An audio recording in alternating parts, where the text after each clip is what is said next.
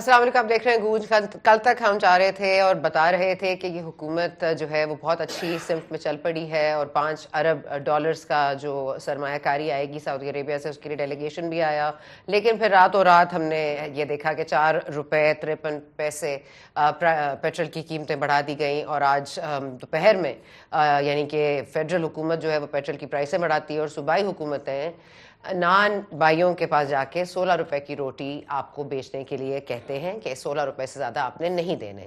تو یہ تو ایک کھلا تضاد ہے ہی، لیکن ساتھ ساتھ ہم نے دیکھا کہ فیض آباد دھرنا جو کمیشن کے انکوائری رپورٹ ہے وہ اس کے چیدہ چیدہ نکات ہمارے سامنے آئے ہیں۔ کہا جاتا ہے 200-250 پیجز پر مبنی یہ رپورٹ ہے، لیکن اس کے جو نکات ہمارے سامنے اب تک آئے ہیں اس میں یہ ہے کہ پہلے تو آپ کو بتاتے ہیں یہ انکوائری کمیٹی جو تھی، ایک پولیس سروسز پاکستان کے نمائندے تھے اور 2 پاکستان ایڈمنسٹریٹو سروسز کے نمائندے، اور اس میں بات ہو رہی تھی کہ یہ کیا ہوا تھا کہ 2 شہر بند ہو گئے تھے، ٹی ایل پی کا راج تھا اور بہت پریشانی تھی، اور اس میں یہ بھی آؤٹ لائن کر دیا گیا ہے کہ فیض حمید، جنرل ٹائر فیض حمید اس وقت کے D G I S I تھے، ان کو کہا گیا تھا کہ آپ جا کے ان کو ڈسپرس کریں، اور ڈسپرس کرنے سے مراد یہ ہے کہ ان کو جا کے بولیں کہ گھر جائیں، اور ڈسپرس ہونے کے لیے انہوں نے یہ شرط رکھی تھی، یعنی کہ ٹی ایل پی نے، کہ ہم چاہتے ہیں کہ ضمانت دی جائے اور آپ ضامن بنیں، یعنی کہ فیض حمید صاحب ضامن بنے۔ اس وقت جنرل باجوہ صاحب آرمی چیف تھے اور خاقان عباسی صاحب پرائم منسٹر آف پاکستان تھے۔ یہ اقامہ پاناما والے معاملے کے بعد کی بات ہے، اور دونوں ہی سعودی عربیہ میں موجود تھے، تو واٹس ایپ پر گفتگو ہوئی اور انہوں نے پوچھا کہ مجھے ضمانت کے لیے ضامن بنانے کی بات ہو رہی ہے، کیا میں بنوں؟ تو انہوں نے کہا ٹھیک ہے آپ بن جائیے۔ اس کے بعد ان کے نزدیک تو یہ ایک لافل کمانڈ تھی جو انہوں نے فالو کی، انہوں نے کوئی ڈسٹرپشن نہیں کی۔ اب D G rangers major general Azhar Naveed Hayat, جن کی امیج ہمیں یاد ہے کہ وہ لفافے بانٹ رہے تھے، تو ان کا ڈیفینس یہ ہے کہ وہ تو انہوں نے جب کہا ٹی ایل پی والوں کو کہ چلے جائیں تو انہوں نے کہا ہمارے پاس تو پیسے نہیں ہیں، کرایہ نہیں ہے، تو ان کی جیب میں جو کچھ تھا انہوں نے نکال کے دے دیا 5-10 ہزار روپے۔ لیکن یہ ایک عجیب بات ہے کہ اتنے ڈسپلن ہیں میجر جنرل صاحب کہ انہوں نے لفافوں کے اندر رکھے ہوئے تھے پیسے اپنے والیٹ کے اندر۔ خیر پنجاب گورنمنٹ اس میں قصوروار نظر آتی ہے، ان ایکٹیو نظر آتی ہے، پولیٹیکلی موٹیویٹڈ نظر آتی ہے۔ اس کے بعد ریکمنڈیشنز یہ بھی دی ہیں انکوائری رپورٹ نے کہ جو ٹی ایل پی ہے وہ اسٹیٹ کے ساتھ نو نیگوسیشنز ہونی چاہیے، اور لیٹس ناٹ فرگیٹ یہ ٹی ایل پی کے ساتھ ایک اور معاہدہ ہماری دوسری حکومت یعنی کہ عمران خان کی حکومت میں بھی ہوا تھا جو آج تک پبلک نہیں ہوا ہے، اور یہ بھی کہا گیا ہے کہ جو ٹی ایل پی کے لوگ ہیں جن کے پرچے معاف کر دیے گئے تھے ان کو سزائیں واپس دی جائیں، اور یہ بھی کہا گیا ہے کہ فوج ہمارے جو انسٹیٹیوشن ہے وہ ہمارے ملک کا بازو ہے، اور ساتھ ساتھ یہ بھی کہ آئی بی کو مزید امپاور کرنے کی جو بات ہو رہی ہے، اس میں یہ بھی سامنے آئی ہیں۔ اور آئی بی کو جب بھی امپاور کرنے کی بات آتی ہے تو ہمیں یہ معلوم ہے، ہماری سیاسی تاریخ کا حصہ ہے کہ مارشل لاز اور ہائبرڈ رجیمز کے بعد ہمیشہ ایسا ہی ہوتا ہے کہ آئی بی کو مزید امپاور کر دیا جاتا ہے۔ خیر اب یہ کوڈ آف کانڈکٹ کا معاملہ ہے، رینجرز اور ایف سی کو کہا گیا ہے کہ وہ اپنے اپنے بارڈرز پر رہیں اور ان کو اربن سینٹرز کی طرف نہیں آنا چاہیے۔ سو یہ ہے بیسکلی فیض آباد دھرنے کی انکوائری رپورٹ ابھی جو پیش ہوگی سپریم کورٹ میں، اور یہ اس کے چیدہ چیدہ نکات ہیں جو ہم سوچ رہے تھے کہ کوئی کیفر کردار تک پہنچایا جائے گا، آئی گیس دیٹ مینز نو، لیکن اس میں نون لیگ کی پنجاب حکومت کے حوالے سے، زاہد حامد کو فارغ کرنے کے حوالے سے یہ بہت زیادہ پولیٹیکلی موٹیویٹڈ معاملہ تھا۔ اس پر وہ پی ایم ایل این کا کیا پوزیشن ہوگی اس پر بھی بات کریں گے پروگرام میں۔ اس وقت ہمیں جوائن کر رہی ہیں شرمیلا فاروقی صاحبہ پاکستان پیپلز پارٹی سے، اختیار ولی صاحب میں جوائن کر رہے ہیں پی ایم ایل این کے رہنمائے، بہت شکریہ آپ دونوں کا۔ پہلے تو میں آپ ہی کے پاس آ جاتی ہوں اختیار ولی صاحب، یہ جو فیض آباد دھرنا انکوائری کمیشن رپورٹ سامنے آئی ہے، اس میں تو صاف طور پر مطلب فیض حمید صاحب جو کہ اس وقت کہا جا رہا تھا کہ ان کا کوئی عمل دخل ہے، وہ تو کہہ رہے ہیں میں نے تو رولز فالو کیے، میں نے تو آرڈرز فالو کیے، مجھے کہا گیا کہ ڈسپرس کریں، مجھے ضامن بنانے کے لیے خاقان عباسی صاحب نے اس پہ بات کی۔ اس کے بعد کہتے ہیں احسن اقبال صاحب کو شاید کوئی اس میں پرابلم تھی، لیکن پھر وہ پرابلم بہت زیادہ واضح طور پر نظر نہیں آئی۔ تو یہ پی ایم ایل این کے لیے ایک اور سیٹ بیک نہیں آپ کو لگتا کہ اس وقت کی آپ کی پنجاب حکومت نے جس طرح سے پولیٹیکلی موٹیویٹڈ معاملے کو اپنے آپ سے دور کر دیا کہ ہمیں تو ہمارا اس کا کوئی لینا دینا نہیں ہے؟ تھینک یو ویری مچ ثنا۔ دیکھیں میں آپ کو ایک بات بتاتا ہوں، ایک تو اول تو یہ جو کمیشن کی رپورٹ ہے میں اس کو مستند سمجھتا ہی نہیں ہوں، یہ اوتھینٹک ہے ہی نہیں۔ دوسرا اس کی جو اوتھینٹسٹی ہے اس پہ آپ اس سے اندازہ لگا لیں کہ جس میں پیش ہونا تھا جنرل فیض حمید نے, انہوں نے اپنا بیان ریکارڈ کرانا تھا, کیا وہ آئے؟ نہیں آئے. اس میں جنرل باجوہ نے بھی اپنا بیان ریکارڈ کرانا تھا, کیا وہ آئے؟ نہیں آئے. اب ایسے دھرنے کو جس میں مطلب ٹھیک ہے جو شاہد خاقان عباسی کی سٹیٹمنٹ ہے وہ اپنی جگہ پہ, لیکن کیا کہہ سکتے ہیں کہ جو فیض آباد کا دھرنا تھا, جو انہوں نے یہ لانگ مارچ کی تھی, یہ پنجاب سے چلے تھے فیض آباد تک آئے تھے, کیا یہ ایک آرگینک ریلی تھی؟ یہ ایک آرگینک دھرنا تھا؟ یہ ان آرگینک تھا, اس میں کوئی شک نہیں ہے. اچھا, دوسرا اس میں سوال یہ ہے کہ کمیشن میں جتنے پولیٹیکل لوگ ہیں وہ تو انہوں نے تو اپنی سٹیٹمنٹ دے دی ہے, لیکن اگر جنرل فیض اپنی سٹیٹمنٹ نہیں دیتا, جنرل باجوہ جو اس میں ایک کردار تھے وہ اپنی, اور اہم کردار تھے دونوں, اگر وہ اپنی سٹیٹمنٹ نہیں دیتے ہیں تو اس رپورٹ کی اہمیت کیا رہ جاتی ہے؟ میں یہ سمجھتا ہوں اچھا کمشن ہمیشہ نہیں وہ ایسے بھی بنتے ہیں, نہیں, وہ پیش نہیں ہوئے, انہوں نے لکھ کے سوالوں کے جواب تو دیے.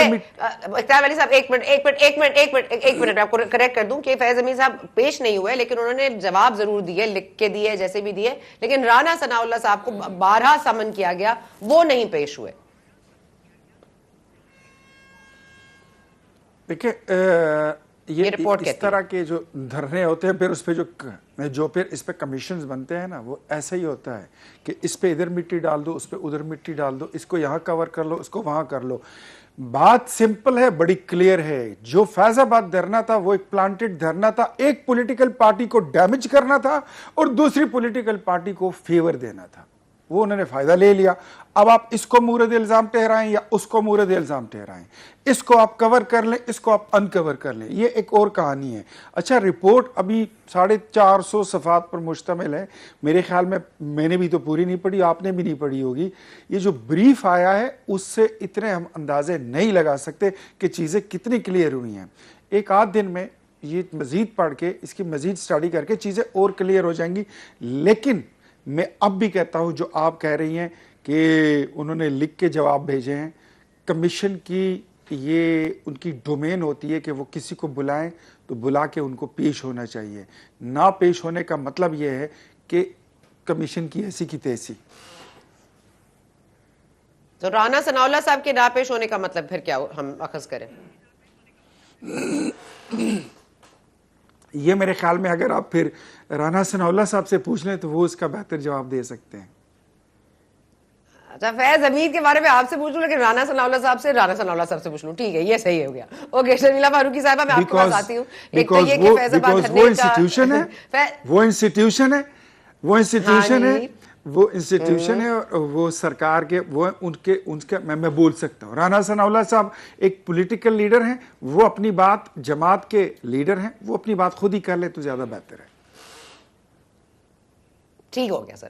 شرمیلہ فاروقی صاحبہ, بہت ساری چیزیں یہاں پر انسرٹن رہتی ہیں. آپ کو بھی 45 سال بعد بھٹو کیس میں ایک کہا گیا کہ فری ٹرائل نہیں ملا تھا بھٹو صاحب کو. مطلب ہمارے ہاں جسٹس ڈیلیڈ, جسٹس ڈینائیڈ, یہ سب معاملہ چلتے رہتے ہیں. لیکن فیض آباد کمیشن کی جو رپورٹ تھی, اس کے بعد جو فائنڈنگز تھیں اور اس کے بعد جو فیصلہ تھا, اس کے اوپر عمل درآمد نہیں ہوا. آپ کیا سمجھتی ہیں, کیا اس انکوائری رپورٹ کی ضرورت تھی؟ جی شکریہ ثنا. دیکھیں جی, اس ملک میں بڑے کمیشن بنے ہیں, بڑی سفارشات آئی ہیں, کچھ لوگوں نے اسے ایکسیپٹ کیا ہے, کچھ لوگوں نے اسے ریجیکٹ کیا ہے. یہ کمیشنز بنتے رہے ہیں, بہت سارے آئی ہیں کمیشنز کی رپورٹ, اور یہ کمیشن اس لیے بنتے ہیں کہ جو اصل حقائق ہیں وہ سامنے آئیں. لیکن انفارچونیٹلی ان کمیشنز کے بننے کے باوجود بھی جو اصل حقائق ہیں وہ قوم کے سامنے نہیں آتے. ذمہ داران کا تعین نہیں ہوتا, جو کرتا دھرتا ہوتے ہیں ان کی سزا یا جزا کا تعین نہیں ہوتا. As far as I am concern, میں سمجھتی ہوں کہ ان کمیشنز کا بیسکلی کوئی فائدہ نہیں ہے. ان کا بنانے کا مقصد اور مطلب شاید یہی ہوتا ہے کہ معاملے کو رفع دفع کر دیا جائے یا معاملے کے اندر ڈیلے کر دیا جائے. جب بہت زیادہ شور ہوتا ہے نا کسی چیز کے اوپر کہ وہ یہ مسئلہ ہو گیا فلاں, ایک کمیشن بنا دیا جاتا ہے. وہ جسے کہتے ہیں نا to put it under the carpet, ایسے کمیشنز بنتے ہیں. پھر ان کی فائنڈنگز آتی ہیں, کبھی جلدی آتی ہیں, کبھی کئی سالوں بعد آتی ہیں, اور پھر ان فائنڈنگز کے اوپر تبصرے ہوتے ہیں, مزید تبصرے ہوتے ہیں, حاصل وصول کچھ نہیں ہوتا. اچھا یہ ایک بڑی انٹرسٹنگ چیز ہے کہ جو اصل کیریکٹرز ہیں اس کمیشن میں جن کے اوپر باقاعدہ فائنڈنگز آنی چاہیے تھی وہ اگر پیش ہی نہیں ہوئے ہیں کمیشن کے سامنے تو پھر اس کمیشن کی فائنڈنگز کی کریڈیبلٹی کے اوپر ایک سوالیہ نشان ہے. میں ہمیشہ ایک چیز سمجھتی ہوں کہ اگر آپ کے ہاتھ صاف ہیں, اور میں کسی کا نام نہیں لے رہی, ایک جنرل بات کر رہی ہوں, اگر میرے پاس کوئی چیز چھپانے کے لیے نہیں ہے تو میں تو کسی بھی کمیشن یا کسی بھی انکوائری کمیٹی کے سامنے حاضر ہو جاؤں گی تاکہ مجھ سے جو سوال پوچھنا چاہیں میں پوچھوں. لیکن اگر میرے پاس کچھ چھپانے کے لیے ہے یا میں کسی چیز سے بھاگ رہی ہوں تو پھر میں اس کمیشن یا اس کمیٹی یا اس عدالت کے سامنے حاضر نہیں ہوں گی. مجھے نہیں پتا اس کمیشن کے پاس اختیارات تھے یا نہیں تھے کہ اگر کوئی حاضر نہیں ہوتا تو اس کو پھر باقاعدہ اس کی حاضری کو یقینی بنایا جائے. those powers not really. کیونکہ شروع سے مجھے اس کمیشن کرنے کو انٹرسٹ اس لیے نہیں تھا کیونکہ مجھے یہ معلوم تھا کہ شاید اس کمیشن کے بننے کے باوجود جو اصل حقائق ہیں وہ ہمارے سامنے نہیں آئیں گے.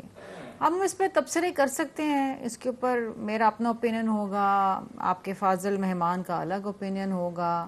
وہ کیا جواب دیں کہ رانا ثناء اللہ صاحب کیوں نہیں سامنے آئے, اور وہ کیا جواب دیں کہ جنرل صاحب کیوں نہیں سامنے آئے. ہم اس پہ تبصرے کر سکتے ہیں اور تبصرے ہی کرتے رہیں گے. آئندہ بھی سچویشنز ہوں گی, اس پہ ہم تبصرے کرتے رہیں گے, انصاف کے طلبگار رہیں گے, حقائق ہمارے تک نہیں پہنچیں گے. انفارچونیٹلی اس ملک کی تاریخ یہی رہی ہے. یہ تو شہید ذوالفقار علی بھٹو صاحب کا کیس پرسیو کر لیا صدر زرداری صاحب نے when he was the president of Pakistan. بی بی صاحبہ تو اپنی کوششوں کے باوجود جو ہے شہید ہو گئیں اور وہ اس کو پائے تکمیل تک نہ پہنچا سکیں. لیکن صدر صاحب نے کیا, وہ بھی اس کے بھی ریفرنس فائل ہونے کے 12 سال بعد کہ ایک پریزیڈنٹ آف پاکستان کے آفس سے ایک ریفرنس جاتا ہے, اس کو بھی 12 سال لگ جاتے ہیں. تو باقی جو عام مقدمات ہیں یا جو عام شرمیلا میں آپ کو یہاں پر شرمیلا صاحبہ اب یہ 6 ججز والا جو معاملہ ہے, اب یہ جو 6 ججز والا معاملہ ہے جس کو 7 ممبر بینچ نے پچھلی دفعہ سنا ہے اور جس کی 29 تاریخ ہے اور کہا جا رہا ہے کہ شاید فل کورٹ بیٹھے, اب وقت آپ کو بار بار وہی چیزیں دکھاتا بھی ہے اور اب مطلب آپ کو یہ اس کو کریکٹیو میجرز لینے کے لیے آپ کو موقع بھی دیتا ہے. اب یہ جس طرح اصلاحات کرنی ہے, جوڈیشل اصلاحات کرنی ہے, اگر اس طرح سے معاملات ہو رہے ہیں تو آپ لوگ کیوں نہیں بیچ میں اس میں کچھ بول رہے ہیں؟ آپ کا نو کامنٹ آ رہا ہے اس پر 6 ججز کو اس طرح سے ہراس کیا جا رہا ہے and Pakistan Peoples Party doesn't have a point of view on it, اور یا تو اس میں انوالو نہیں ہے یا وہ بولنا نہیں چاہتی. ٹھیک ہے آپ کابینہ کا حصہ نہیں ہے لیکن آپ کولیشن پارٹنرز تو ہیں. اگین اس ایشو کے اوپر یہ اگین ایک بہت حساس ایشو ہے. اس ایشو کے اوپر پہلے ہی چیزیں بڑی متنازع ہو چکی ہیں. پہلے حکومت نے ایک کمیشن بنایا, اس کو ریجیکٹ کر دیا گیا. اس پہ جو فاضل جج صاحب جن کو لگایا تھا انہوں نے معذرت کر لی اس کی سربراہی سے. اس کے اوپر پھر 184(3) کے اندر سو موٹو لے لیا گیا, اور ہمارا یہی ایک موقف تھا کہ آئین اور قانون کے مطابق کیونکہ یہ معاملہ جوڈیشری سے پرٹین کرتا ہے اور ججز صاحبان نے, معزز جج صاحبان نے جوڈیشری سے ہی رجوع کیا ہے, تو پھر جوڈیشری کو ہی اس معاملے کو دیکھنا چاہیے. لیٹس سی کہ اس کے اوپر کیا فائنڈنگز آتی ہے, فل کورٹ بیٹھتا ہے, کیا چیزیں سامنے آتی ہیں, کیونکہ اکثر ایسے مقدمات کے اندر, اہم مقدمات کے اندر تو لائیو کوریج ہوتی ہے, so we will be able to see what's going on. لیکن اگین بات یہ ہے کہ جہاں تک حکومت کا تعلق تھا انہوں نے تو ایک کمیشن بنایا, وہ سمجھتے تھے کہ جی, لیکن اگین اس پہ بھی ایک متنازع رائے تھی. وہ یہ تھی کہ جس کے خلاف شکایت ہے اسی کو کمیشن کے تحت ہمارے اوپر بٹھا دیا گیا, تو یہ مناسب نہیں تھا. اس کے اوپر بڑے تبصرے ہوئے, ہم نے بھی بڑے شوز کیے اس کے اوپر. سو لیٹس سی کہ اب جوڈیشری اپنے ہی ادارے کے اپنے ہی جج صاحبان کو کس طرح انصاف دیتی ہے, کیا اس کا حاصل وصول نکلتا ہے. کریکٹیو میجرز کا جہاں تک تعلق ہے سنا, میں آپ کو بتاؤں, پہلی جو اسپیچ چیئرمین بلاول بھٹو زرداری صاحب نے نیشنل اسمبلی میں دی تھی, his inaugural speech in this parliament was, اور انہوں نے سنی اتحاد کے لوگوں کو بھی یہی کہا جو اپوزیشن میں بیٹھے ہیں کہ یہ بڑا سنہری موقع ہے کہ آئیں ہم جوڈیشل ریفارمز پہ بھی بات کریں اور ہم الیکٹورل ریفارمز پہ بھی بات کریں. یہ 2 بہت اہم معاملات ہیں جس کے اوپر میجرز لینے بہت ضروری ہیں. کیونکہ بہت سارے ایسے معاملات ہیں جس کے اوپر ہماری اپنی رائے ہے. ہم سمجھتے ہیں کہ اداروں کو آزاد طریقے سے کام کرنے کی اجازت ہونی چاہیے. الیکٹورل ریفارمز کے اندر ایسے ریفارمز آنے چاہیے کہ کل کوئی فارم 45 یا فارم 47 کے اوپر ایک دوسرے سے تناؤ کی شکل اختیار نہ کرے. Let me move on. I'll come back to you, Sharmila. اختیار ولی صاحب, because میں یہ 6 ججز کیس پہ ایک منٹ گریس کے ساتھ اپنی ہار ٹھیک ہے, میں ایک منٹ جی میں 6 ججز والے معاملے پہ ایک منٹ اختیار ولی صاحب کا کامنٹ بھی چاہوں گی. اختیار ولی صاحب, میں نے سنا کہ عمران پہلے نواز شریف صاحب نے فیصلہ کیا کہ وہ حریف بننے جا رہے ہیں اس کیس میں. میمو گیٹ میں بھی وہ بنے تھے, کالا کوٹ پہن کے پہنچ گئے تھے. اس بار بھی یہ کہا جا رہا ہے کہ وہ جو 7 ممبر بینچ ہے اس میں سے ایک ایسے جج ہیں جو سمجھتے ہیں میاں صاحب کے ان کے خلاف انہوں نے فیصلے دیے ہیں. تو آپ ان کا نام بتا سکتے ہیں اور کیا وہ حریف بنیں گے اس 6 ججز والے کیس مقدمے میں؟ اس پہ ہماری پارٹی میں ایک رائے پائی جاتی ہے کہ ہمیں اس میں فریق بننا چاہیے.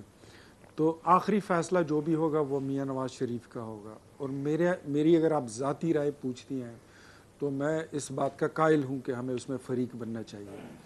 اور جو خط ہے اس کے پیچھے یہ دیکھنا چاہیے, جو اس کی ٹائمنگ ہے وہ بھی دیکھنی چاہیے کہ آیا یہ واقعی میں جوڈیشری کے لوگوں کو کچھ پرابلم تھی یا انہوں نے کوئی اس کے پیچھے کوئی سازش ہے, کوئی شرارت ہے, یا کوئی ایمز ہیں, کوئی انٹینشنز ہیں کہ گولی یہاں چلاؤ اور لگے وہاں پر. تو یہ ساری چیزیں ہم نے دیکھنی ہے اور وہ ہماری پارٹی کے ہائی کمان ہائی لیول پہ اس پہ ہے, ابھی انڈر ڈسکشن ہے, وہ فیصلہ ہو جائے گا. لیکن میں پھر آپ کو بتاؤں کہ فائنل اس پہ جو ڈیسیجن لینا ہے وہ میاں نواز شریف نے ہی لینا ہے. لیکن میں یہ بات جو ابھی کہہ رہی تھی میڈم شرمیلا فاروقی, یہ بات بالکل ٹھیک ہے کہ وہ بڑا ایک اچھا ایک وقت تھا جب آفر کی تھی ہم نے کچھ دوستوں کو کہ آئیے مل کر ایک ریفارم لاتے ہیں, جوڈیشری میں ریفارمز اور الیکشن ریفارمز. یہ وقت کی ضرورت ہے. فیصل آباد دھرنے کی بات آپ نے, یہ فیض آباد دھرنے کی بات آپ نے کی, تو دیکھیں دھرنا خود سے نہیں ہوا, دھرنے کے لوگ آرگینکلی نہیں آئے, وہ لائے گئے. اس کے بینیفیشری کون تھے, اس کا فائدہ کس کو پہنچایا گیا, اس کا نقصان کس کو پہنچایا گیا. دوسرا یہ اس میں جنرل فیض کی اگر بات کی جائے تو وہ پھر احسن اقبال کے پاس گئے ہیں کہ آپ بھی اس پہ دستخط کریں. انہوں نے ان کو اس وقت کہہ بھی دیا تھا کہ آپ کو اس پہ دستخط نہیں کرنا چاہیے تھا.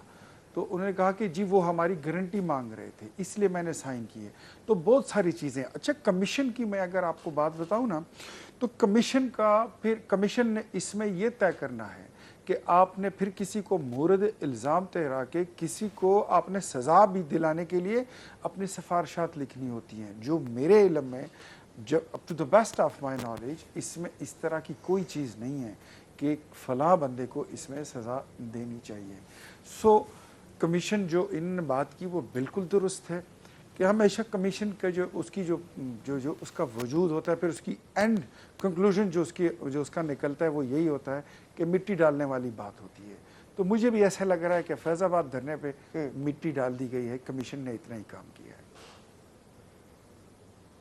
اچھا ٹھیک ہے سر. اختیار علی صاحب یہ بتائیے گا کہ یہ جو ابھی تک 11 سینیٹرز کا انتخاب نہیں ہو رہا, لیکن اس کے باوجود چیئرمین سینٹ کا اور ڈیپٹی چیئرمین سینٹ کا انتخاب سینٹ میں ہو گیا, کورم پورا نہیں تھا. آپ پھر یہ اگر سینٹ پورا نہیں ہے تو بھی سینٹ انتخابات ہو جاتے ہیں, تو پھر اگر یہاں پہ بھی ہو جاتے اور وہ 11 لوگوں کا اوتھ لے لیتے یا نہ لیتے, تو پھر وہ دونوں جگہ ایک ہی رول اپلائی نہیں ہونی چاہیے, اس کو کیوں پہ روکا گیا؟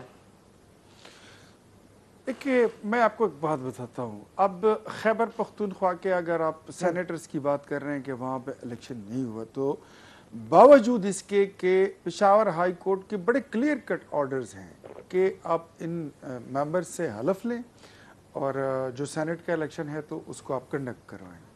لیکن وہاں کی پروونشل گورنمنٹ جو ہے ان کے انٹینشنز کچھ اور ہیں. وہ ہمیشہ آپ کے ملک میں آئینی بحران, سیاسی بحران, اکنامیکل بحران, آپ کا معاشی بحران, یہ ان کے 3 گول ہیں. وہ کسی نہ کسی طریقے سے انہوں نے اچیو کرنے ہوتے ہیں. تو یہ وہاں پر یہ جو مسئلہ انہوں نے पैदा किया ये मसनूई है, और वो जितना इसको लिंगर ऑन कर सकते हैं वो उसको करेंगे। जहाँ तक उनकी बसात होगी, जहाँ तक उनकी कोशिश होगी वहाँ चल सकती है, वो इसको लिंगर ऑन करते रहेंगे। अब आपने अपना निज़ाम भी चलाना है। आपका सेनेट जो था वो एक किस्म का आप समझ लें कि आधा फारग हो गया था, तो रुक गया था। आपने अपने सिस्टम भी चलाना है, अपने मुल्क को भी चलाना है। लेकिन उन लोगों को जो इसमें स्टेक होल्डर्स हैं इस वक्त, बदकिस्मती से अनफॉर्चुनेटली वो इस वक्त खैबर पख्तूनख्वा में उनकी हुकूमत भी है, लेकिन वो सूबा बाकायदा साजिश, मुस्तकबिल में इंतशार, पॉलिटिकल क्राइसिस पैदा करना, ये उनके मेन गोल्स हैं और वो उसी पे लगे हुए हैं। और अभी मज़ीद आपको और भी चीज़ें आपको नज़र आएंगी, मिलेंगी मुस्तकबिल करीब में इंशाल्लाह। ठीक है शर्मिला फायद साहिबा, आप बिलावल भुट्टो जरदारी साहब ने तो टर्म कर दिया इन 6 जमातों को जो कि पाकिस्तान तहरीक इंसाफ के साथ मिलकर ये आइन के तहफ़्फ़ुज़ के लिए सड़कों पर आ रही हैं, और जिसकी इब्तिदा पेशीन में हुई, और मशर चकज़ई साहब भी मौजूद थे। अब ये वही कैरेक्टर्स हैं जिनको PDM 1 कहा जाता था, PDM 2 बिलावल साहब ने उनको कहा है। कोई आप थ्रेट देखती हैं इनसे? ये कोई इंस्टेबिलिटी कॉज कर पाएंगे, या ये वो वक्त नहीं रहा कि धरने होने दिए जाएं, सड़कों पर लोगों को अपना हक इस्तेमाल करने दिया जाए? यहाँ पर तो अब इजाज़त भी नहीं होती धरनों की, तो आप समझती हैं कि कोई प्रॉब्लम हुकूमत को क्रिएट करने में ये कोई मसला पेश करेंगे? देखिए जी, एक फ़ाल जमहूरियत के अंदर पुरअमन धरने जो हैं इस पार्ट ऑफ द प्रोसेस। हुकूमत वक्त के पास पाकिस्तान जैसे मुल्क के अंदर हमेशा चैलेंजेस का उनको सामना करना पड़ेगा, बिलखुसूस जब आपकी अपोजिशन इतनी अग्रेसिव हो जितनी सुन्नी इत्तेहाद है और दीगर जमातें हैं। और जहाँ तक किसी को नुकसान नहीं पहुँचता जानी और माली, मामलात ज़िंदगी मफलूज नहीं होते, जब तक तो आप किसी को जमहूरी तौर पे धरने करने से, एहतजाज करने से नहीं रोक सकते।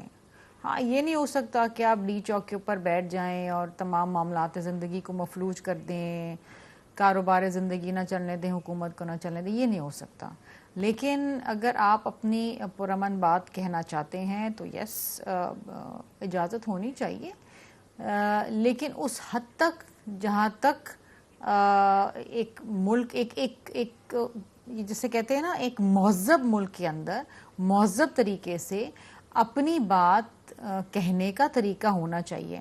अब मुझे नहीं पता कि ये किस तरीके से क्या कर सकेंगे या क्या नहीं कर सकेंगे या किस हद तक जाएंगे, क्योंकि असेंबली में तो ये बिल्कुल भी महज़ब नहीं है, बेलगाम है, बिल्कुल बेलगाम है।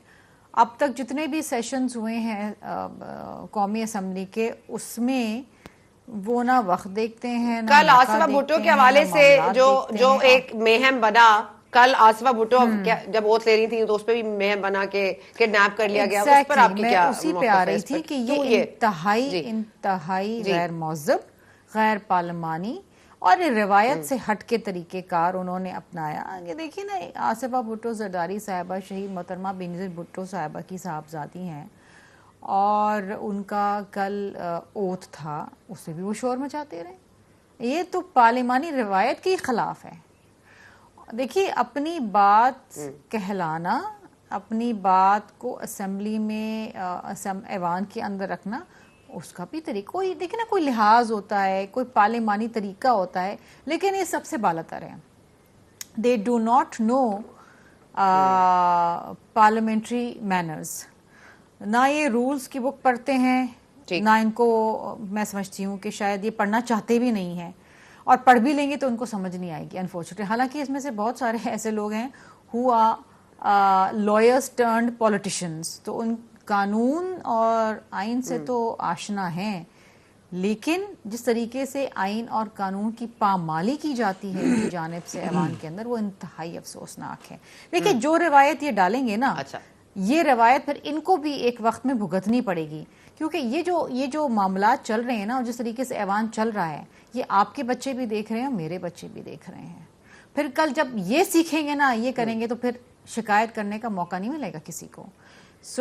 जब अच्छी रवायत रखेंगे, एक अच्छा पार्लिमान चलेंगे। देखिए, अपनी बात कहना, एहतजाज करना, अपनी एक दायरे कार में रह के, उस पर किसी को एतराज़ नहीं है।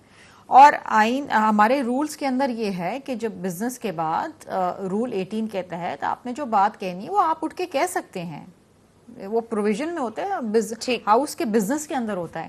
لیکن اگر آپ ایوان میں پہنچتے ہی اسپیکر کے آتے ہی آپ نے ہلڑ بازی کرنی ہے, بدتمیزی کرنی ہے, نازیبا الفاظ استعمال کرنے ہیں, بدتمیزی کرنی ہے, طوفان بدتمیزی کرنی ہے, تو پھر یہ ایک بہت ہی غیر پارلیمانی روایت کا آپ کی بنیاد آپ رکھ رہے ہیں, جو پھر آپ کو بھگتنی پڑے گی. ایک وقت آئے گا ایسا. چلیں اور ٹھیک ہے, میں دعا کرتی ہوں ٹھیک ہے, بہت کہ شکریہ یہ آپ کا. کچھ سیکھیں.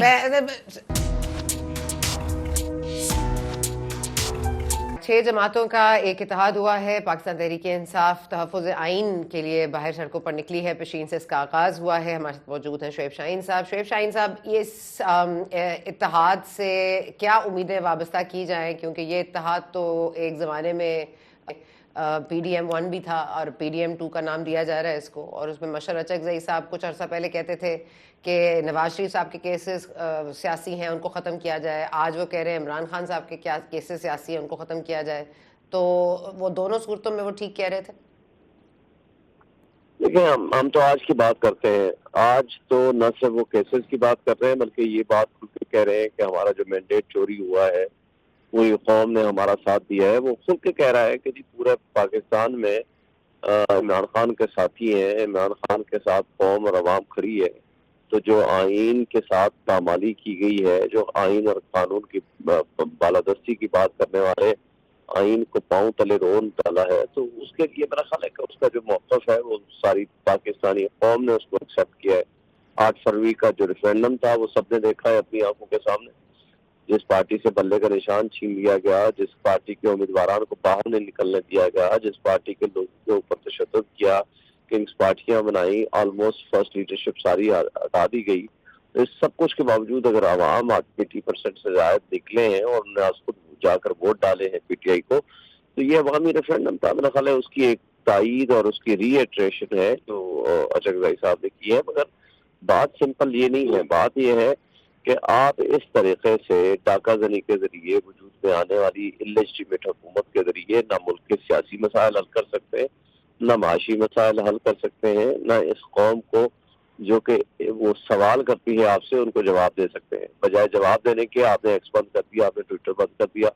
جو سوال کرتا ہے اس کو آپ اٹھا کے لے جاتے ہیں بجائے سوال کا جواب ڈھونڈنے کے. بات یہ ہوتی ہے کہ آپ کو ملک اگر چلانا ہے, اتنی بڑی تعداد میں آپ کا یوتھ ضائع کر رہے ہیں, آپ اپنے ملک کو بدتری کی طرف جا رہے ہیں, بنیادی انسانی حقوق آپ کے معطل ہیں, یہ ملک چلانے کے ڈھنگ تو نہیں ہے نا. اچھا یہ بتائیے گا کہ اب انویسٹمنٹ بھی آ رہی ہے سعودی عربیہ سے, اور کل آصفہ بھٹو زرداری صاحبہ نے حلف اٹھایا تو اتنا طوفان بدتمیزی تھا.